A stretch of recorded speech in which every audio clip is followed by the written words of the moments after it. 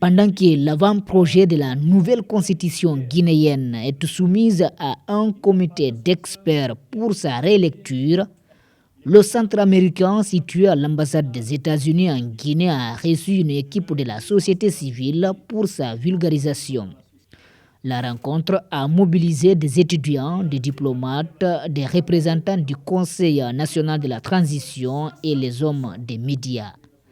Les centres américains de Mamoun, de Kankan, de Nzerekore et celui de Sonfonia ont participé par visioconférence.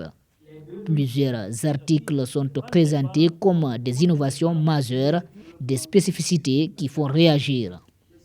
Le fait d'insister que pour être candidat à la candidature pour être président de la République, il faut être de nationalité guinéenne et il faut avoir au moins un des parents qui soit d'origine guinéenne.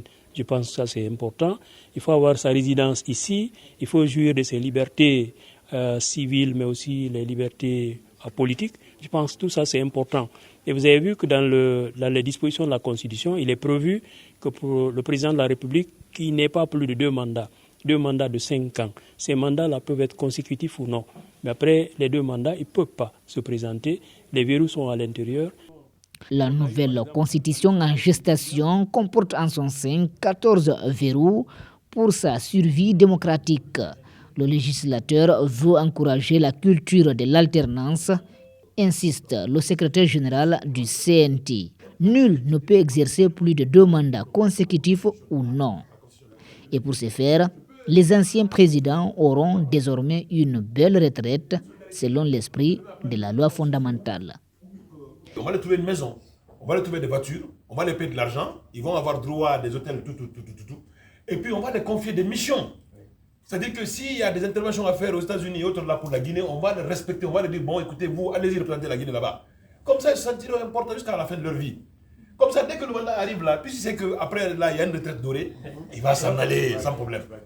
À la question de savoir que prévoit le texte contre des auteurs d'un coup d'État, Aboubakar Kamara l'a tout simplement esquivé.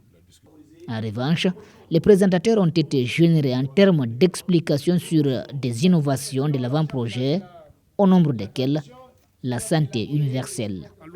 L'État a l'obligation de créer l'ensemble des moyens nécessaires pour que dans nos sous-préfectures, dans nos villages les plus reculés, il y ait des centres de santé améliorés pour permettre aux différentes populations de participer aux services de santé de qualité.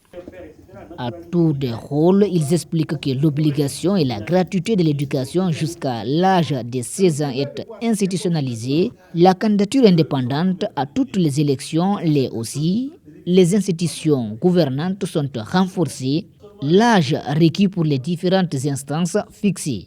21 ans pour se porter candidat à la députation, 35 ans au moins et 80 ans au plus pour la présidence de la République et enfin 45 ans pour le Sénat. C'est bien beau, reconnaît un des participants, mais une question demeure, rappelle ce jeune. C'est inspirant, ça donne de l'espoir.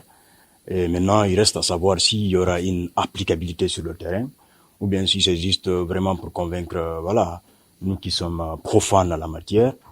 Voilà, on attend de voir en fait la réalité après.